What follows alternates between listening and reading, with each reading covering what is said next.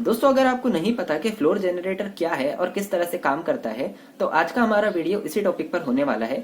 आज हम इसकी सारी चीजों के बारे में समझेंगे कि फ्लोर जनरेटर किस तरह से काम करता है, ये किस कंपनी की तरफ से आता है और इसे यूज करके हम मॉडलिंग और टेक्सचरिंग में हमारा काफी टाइम सेव कर सकते हैं। इंटीरियर डिजाइन से रिलेटेड इसी तरह के इन्फॉर्मेटिव वीडियोस के लिए चैनल को सब्सक्राइब कर दीजिए और हमारे वीडियोस को शेयर कीजिए। तो चलिए शुरू करते हैं।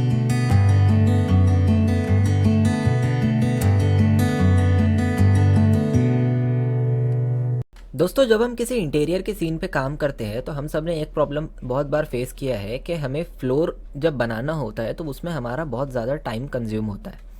जब हम किसी वुडन प्लैंक्स का या ब्रिक पैटर्न का या किसी और पैटर्न का जब फ्लोर डिज़ाइन करने को जाते हैं तो मैन्युअली उसे डिज़ाइन करने में हमारा काफ़ी टाइम कंज्यूम होता है। तो इसी प्रॉब्लम को दूर करने के लिए एक प्लगइन यूज़ होता है जो कि है फ्लोर जनरेटर, जो कि आता है सीजी सोर्स की तरफ से। तो इस फ्लोर जनरेटर प्लगइन की मदद से हम अलग अलग डिज़ाइंस के फ्लोर बना सकते हैं। तो चलिए हम चलते हैं हमारे ब्राउज़र की तरफ। सबसे पहले देखते हैं कि इसे हमें डाउनलोड किस तरह से करना है। तो आपको गूगल के ऊपर फ्लोर जनरेटर टाइप कर देना है तो आपको सीजी सोर्स की तरफ से ये फर्स्ट लिंक मिल जाएगी। मैं इस पर क्लिक कर देता हूँ और ये आप सीजी सोर्स की वेबसाइट पे चले जाएंगे। यहाँ पर मेन पेज पे आपको फ्लोर जनरेटर का प्लगइन मिल जाएगा। इसमें आपको दो वर्जन्स मिलते हैं, एक फ्री वर्जन मिलता है और एक पेड वर्जन मिलता है। फ्री वर्जन में आपको बहुत लिमिटेड पैटर्न्स मिलते हैं और लिमिटेड सेटिंग्स मिलती है। पेड वर्जन में आपको बहुत सारे पैटर्न्स मिलते हैं और आप उनको अलग अलग तरीके से डिज़ाइन भी कर सकते हैं। तो आप इनकी वेबसाइट पे साइन इन करके इसमें से जो भी वर्जन आपको चाहिए वो आप डाउनलोड कर सकते हैं। डाउनलोड करने के बाद में आप उस फोल्डर पे चले जाइए जहाँ पर यह डाउनलोड हुआ है। तो जैसे ही मैं ये फोल्डर को ओपन करता हूँ तो मुझे यहाँ पर बहुत सारे ऑप्शंस देखने को मिलते हैं। ये 2013 के वर्जन से 2021 के वर्जन तक के सपोर्ट करता है।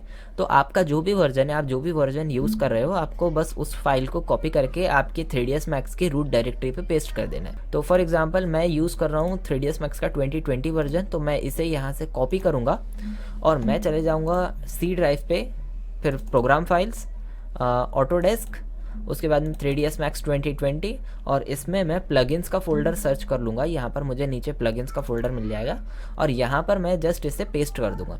तो मेरा ऑलरेडी यहाँ पर फ्लोर जनरेटर पेस्ट किया हुआ है तो मुझे यहाँ पे दोबारा पेस्ट करने की ज़रूरत नहीं है।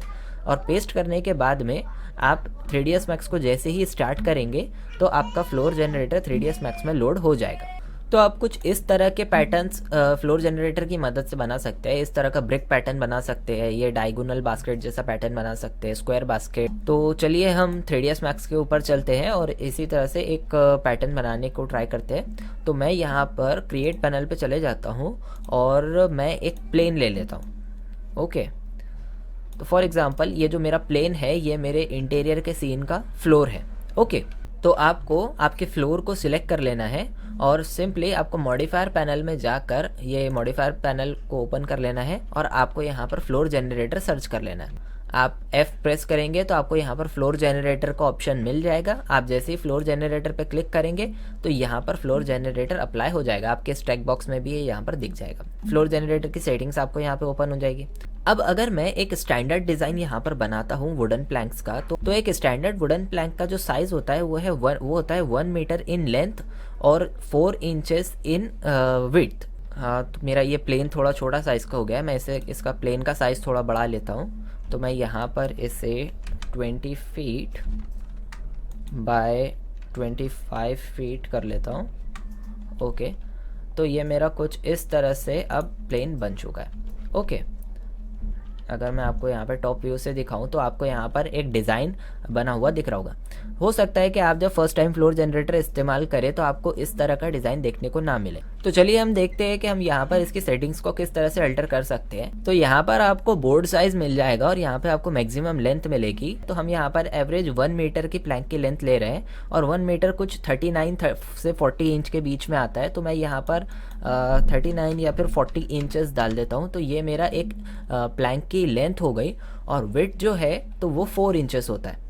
तो 4 इंचेस मैं यहाँ पर प्रेस कर देता हूँ तो ये मेरा अब एक प्लैंक की लेंथ जो है वो 4 इंचेस हो गई। तो ये फ्लोर जनरेटर प्लगइन इस प्लेन के अंदर जितने मेरे प्लैंक्स बैठेंगे वो प्रॉपरली उन्हें एडजस्ट कर देता है। उसके बाद में आप अगर नीचे की तरफ आए तो आपको यहाँ पर एक ऑप्शन देखने को मिलेगा ग्राउंड लेंथ। तो ग्राउंड लेंथ की वैल्यू को आपको यहाँ पर 0 रखना है। फिलहाल इसकी वैल्यू थोड़ी सी ज़्यादा है। तो ग्राउंड लेंथ असल में होता ये है कि ये प्लैंक्स के बीच में थोड़ा सा गैप बना के रखता है। अगर मैं आपको इसकी थोड़ी सी वैल्यू बढ़ाकर दिखाऊं तो यहाँ पर ग्राउंड लेंथ की वैल्यू मैं जैसे ही बढ़ाता हूँ तो आपको यहाँ पर देखने को मिलेगा ये प्लैंक्स के बीच में एक गैप सा बन जाएगा। ओके, तो नॉर्मली ऐसा होता नहीं है। आप जब एक घर का फ्लोर बनाते हो तो आपके प्लैंक्स के बीच में गैप बिल्कुल भी नहीं होना चाहिए। तो इस गैप को हमें नहीं चाहिए, इसलिए हम ग्राउंड लेंथ की वैल्यू को 0 कर देंगे।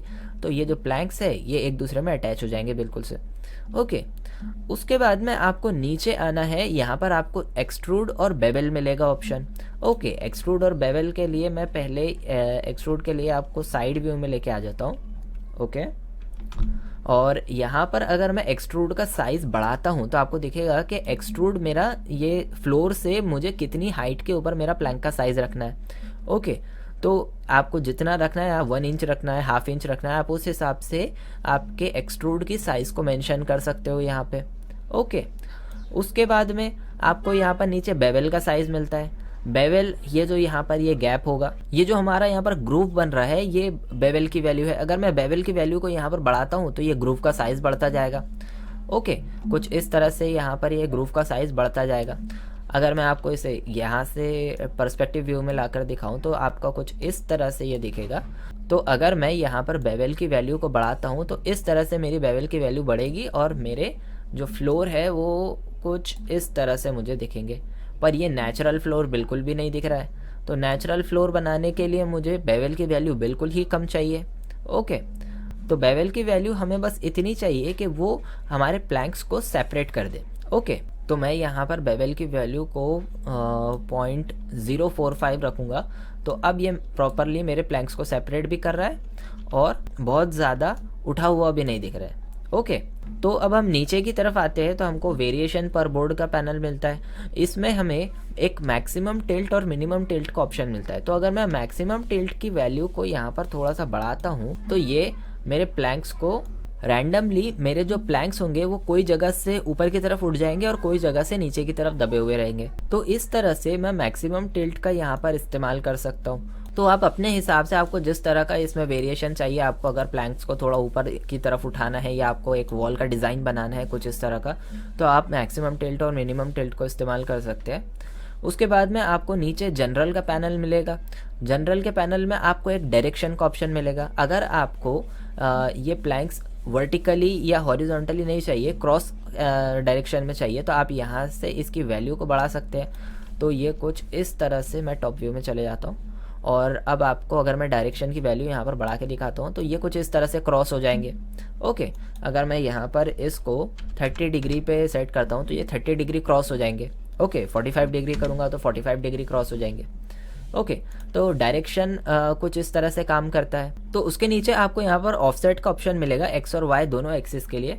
तो अगर आपको आपके प्लैंक्स को मूव करना है इस प्लेन के अंदर तो आप यहाँ पे ऑफसेट की वैल्यू को यहाँ पर बढ़ा सकते हैं। तो मैं जैसे ही यहाँ पर ऑफसेट की वैल्यू को बढ़ाता हूँ तो आपको दिखेगा कि अब मेरे जो प्लैंक्स है वो मूव हो रहे हैं। ओके, तो अगर मुझे फॉर एग्जांपल यहाँ पर का कोई प्लैंक यहाँ पर चाहिए या यहाँ पर चाहिए तो मैं उसको ऑफसेट की मदद से इस तरह से मूव करके आगे या पीछे की तरफ ला सकता हूँ। ओके, सेम चीज़ मेरी इसमें वाई एक्सिस में भी काम करेगी।